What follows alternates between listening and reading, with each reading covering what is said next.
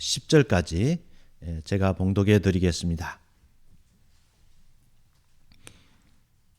누가복음 15장 1절.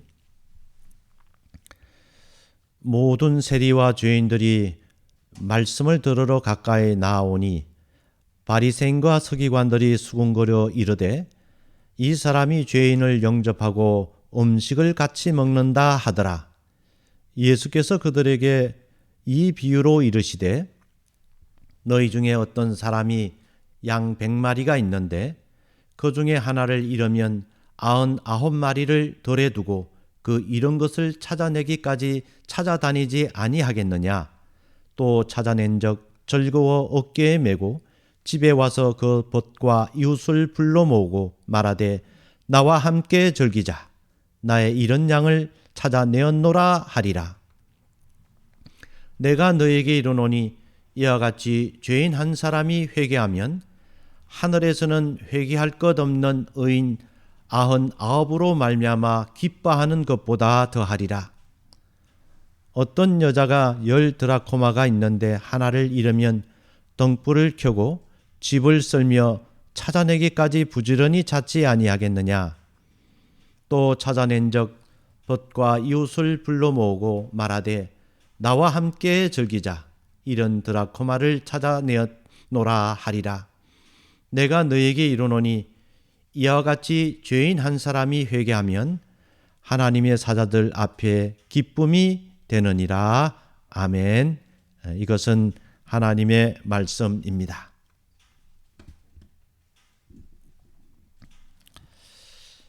우리 삶에서 잃어버린 것 없이 영원토록 간직할 수만 있다면 얼마나 좋겠습니까? 그렇게 되지 않는 것이 우리들의 삶인 것 같습니다. 우리가 살아오면서 살아온 세월만큼 잃어버리면서 지내왔던 시간들이 많았던 것도 사실입니다. 그러나 한편 생각하면 우리가 그러면 늘 잃어버리기만 했느냐? 그렇지만도 않습니다. 잃었다가 또 다시 찾는 것들도 있습니다. 제가 지난 3월에 콜롬비아에 단기 선교를 다녀온 적이 있습니다. 그때 저는 뉴욕에서 그 콜롬비아로 가려고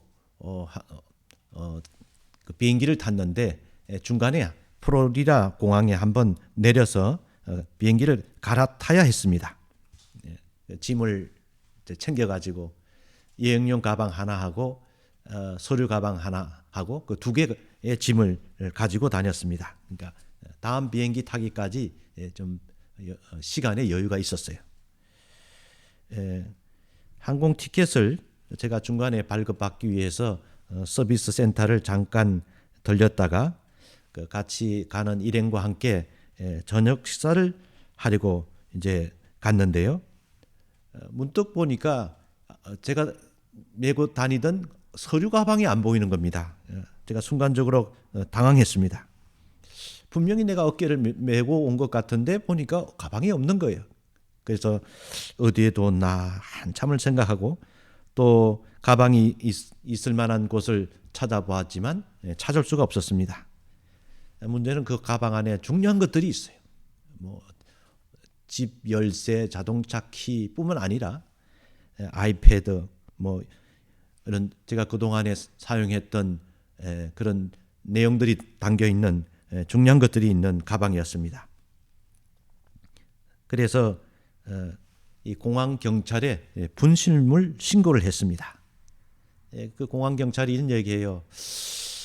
그거 참 찾기가 쉽지 않은데 다음번에 다시 당신이 갔다가 이 공항에 들릴 때 그때 분실물 센터에 가서 찾아보라고. 그때 있으면 있는 거고 그때 없으면 찾기 힘들 거라고 그런 얘기를 했어요. 굉장히 마음에 실망이 됐습니다. 이거 이제 찾을 가능성이 참 희박하다. 그 귀한 건데 잃어버렸으니 참 안타깝다 하는 그런 마음이었어요. 그래서 그분에게 연락처하고 이렇게 적어줬습니다. 그리고 식사를 하는데 1시간쯤 지나서 제가 부탁했던 경찰이 제 서류 가방을 들고 나타난 겁니다. 그리고 그분이 한 얘기가 이거 당신 겁니까? 그렇게 묻더라고요. 저보고 열어보라 그러고 그 컴퓨터도 이렇게 당신이 한번 켜보라고 그렇게 얘기를 했어요. 얼마나 참 감사한지. 찾을 것이라고 참 기대하기가 어려운 상황이었는데 그 공항에 오가는 사람들이 얼마나 많은지 몰라요. 굉장히 붐비는 큰 공항이었어요. 그곳에서 나의 그 작은 서류 가방을 찾아서 왔다는 것이 너무나 신기했습니다. 그러면서 한편 좀 미안한 마음도 있더라고요. 제가 좀 더 잘 찾아볼 걸, 괜히 이 경찰 분한테 이게 수고를 너무 많이 끼쳤다. 이분이 그냥 샅샅이 뒤져서 찾아온 거예요. 뭐 물건 잃어버린 거 한두 건이 아닌데 내 가방을 위해서 이분이 이렇게 애를 썼구나 생각할 때 좀 상당히 고마우면서도 미안한 마음이 있었습니다. 그러면서 한편 하나님께서 제가 이게 단기 선교를 간다고 그러니까 나를 많이 봐주신 것이다. 선교하는데 집중하라고. 그것 때문에 괜히 마음이 걱정이 되고 불안하면 사역하기 힘드니까 하나님께서 나보고 걱정하지 말라고 잃어버린 것을 빨리 찾게 하신 것이 아닌가. 그래서 또 하나님께 또 감사하는 마음도 가지기도 했습니다. 잃어버렸다가 다시 찾는 일은 참 기쁜 일이죠. 그보다 기쁜 일이 없어요. 잃어버리면 얼마나 아쉬워요. 근데 그걸 다시 찾았다는 것이 정말 기쁜 일입니다. 어떤 분은 새 직장을 얻었는데 얼마 있지 않아서 해고 통보를 받았어요. 당장 먹고 살 수입이 끊겼어요. 그래서 그분이 고민에 빠지면서 새로운 직장을 찾으려고 애썼는데 그래도 빨리 직장을 찾았어요. 그래서 그분이 참 기뻐하고 감사하는 그런 모습을 보았습니다. 어떤 분은 몸이 불편했어요. 그래서 수술을 받았습니다. 수술 받은 후에 회복을 위해서 재활 치료를 받아야 했어요. 회복의 과정은 힘들지만은 나중에 점점 나아져서 이제 정상적인 생활로 돌아가는 그런 회복이 된 것을 보았습니다. 자, 이런 걸 보면 우리가 잃어버리기도 하지만 회복하고 되찾는 경험도 있다는 것입니다. 근데 한 가지 중요한 것은 소중한 줄 모르다가 그거 당연하다고 생각했는데 잃어버리고 나면 그게 당연한 것이 아니다 하는 것을 깨닫는 순간이 온다는 거죠. 자, 그러면서 다시는 잃어보지 않는, 다시는 상실한 것이 없는 삶이 계속되면 좋겠다 하는 그런 기대를 가지기도 합니다. 오늘 읽은 본문 누가복음 15장은 잃어버린 것을 찾으시는 예수님의 그 비유의 말씀입니다. 오늘 15장 전체를 읽으면 비유가 3개인데 3개 비유 다 주제가 또 똑같아요. 잃어버린 걸 찾는 거예요. 양을 잃어버렸다가 찾고, 동전을 잃어버렸다가 찾고, 아들을 잃어버렸다가 찾고, 찾는다는 이 비유의 말씀입니다. 저는 이 예수님의 비유의 말씀을 통해서 우리를 포기하지 않고 끝까지 찾으시는 하나님의 마음, 이 마음을 오늘 예수님의 비유의 말씀을 통해서 함께 나누기를 원합니다. 영국에 오래전의 일입니다마는 10살짜리 남자아이가 국민학교에서 초등학교에서 문제를 자꾸 일으킵니다.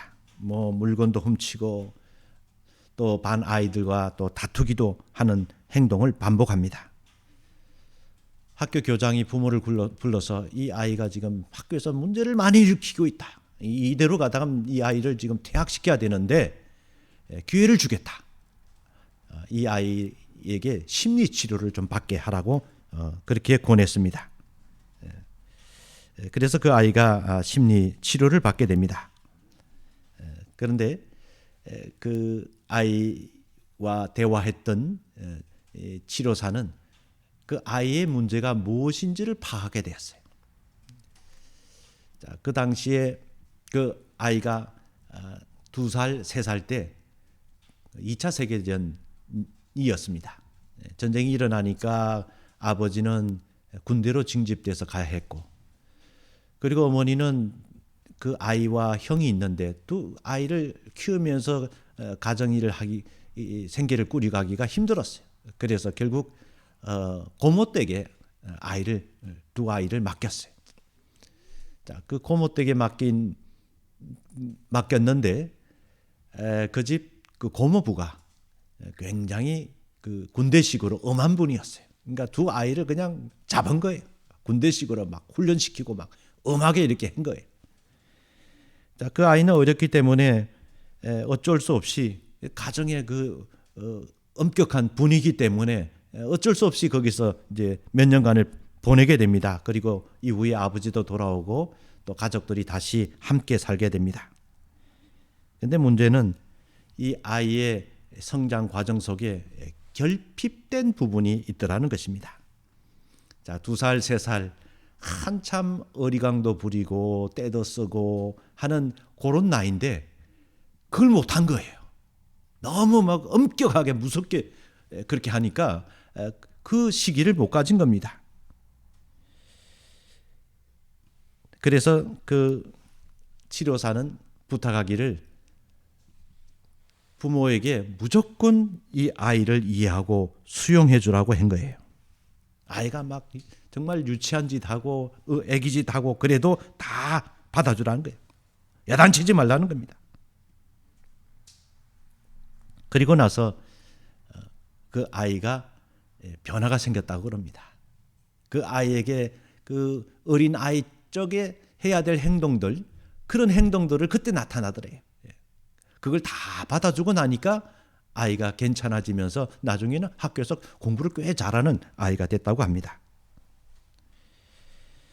아마도 이 아이가 문제를 일으킬 때마다 부모와 교사들이 얼마나 애를 많이 썼겠습니까? 뭐 야단도 치고 매를 들어 때리기도 했을 거예요. 얘가 버릇이 없나 보다 생각하고 아마 강하게 했을 거예요. 그런데 아이는 변하지 않았다는 것입니다. 이 아이에게 내린 처방은 무엇입니까? 그 아이에게 필요한 것은 사랑이었어요. 사랑을 받아야 될 때에 제대로 사랑을 받지 못하니까 그 아이의 마음속에 분노와 적개심으로 가득하다는 겁니다. 그 아이는 이해받기 원했고 사랑받기 원했다는 거예요.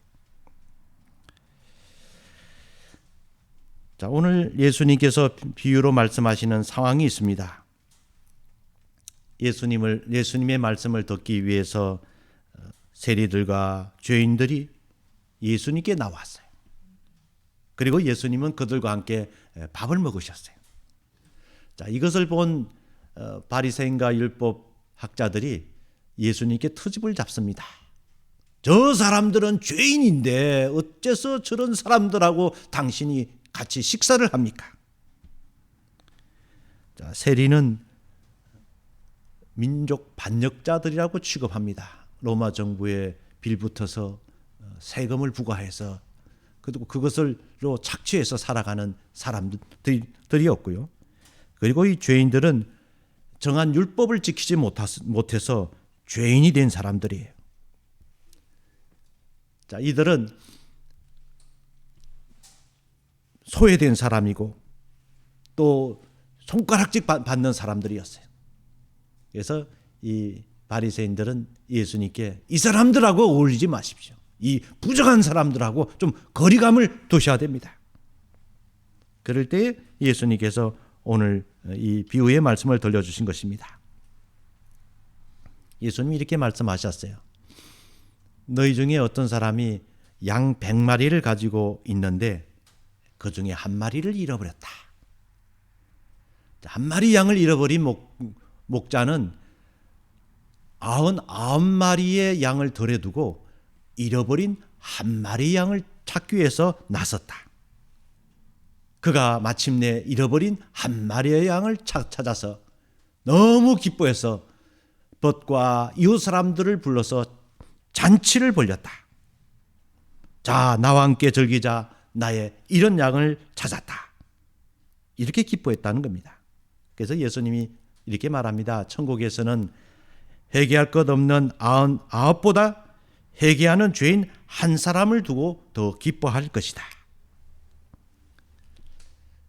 이 비유는요, 하나님의 마음이 어떠한지를 말씀하는 비유입니다. 하나님은 잃어버린 죄인 한 사람에게 깊은 관심을 가지고 계신다는 겁니다. 말썽 부리지 않는 99보다 길 잃고 방황하는 한 마리 양을 위해서 나서는 목자는 마침내 그 양을 찾아내어 기뻐하며 잔치를 벌이는 것, 이것이 하나님의 마음이라는 것입니다. 성경에 나오는 이스라엘 역사를 보면 하나님의 택한 백성들이 계속해서 범죄하고 하나님을 떠날 때마다 하나님께서는 그들을 징계하셨습니다. 그들에게 매를 들어서 때리셨어요. 그런데 한동안은 돌아오는 것 같지만 시간이 지나면 같은 일을 반복했습니다. 아무리 때리고 벌을 주어도요, 그들의 죄악이 없어지지 않았어요. 하도 맞아서 머리에서 발끝까지 상처투성인데도 그들은 여전히 반역하고 대항합니다. 그래서 이사야서 1장에 보면 하나님이 이렇게 탄식하는 말씀이 있습니다. 이사야서 1장 5절 6절에 보면 너희가 어찌하여 매를 더 맞으려고 패역을 거듭하느냐. 발바닥에서 머리까지 성한 곳이 없이 상한 것과 터진 것과 새로 맞은 흔적뿐이다. 때린다고 바뀝니까? 맞으면 맞을수록 더 반항적으로 된다는 거예요. 이런 맞고 자란 아이들이요, 그 마음속에 분노와 적개심이 더 가득해요. 매를 다스린다고 바뀌는 게 아니에요. 그래서 하나님께서 이 죄에 빠진 인간을 벌을 주어서 고쳐놓을 수 없다는 걸 아세요. 인간은 구제불능이에요. 이사야서 53장 6절에 이렇게 예언합니다.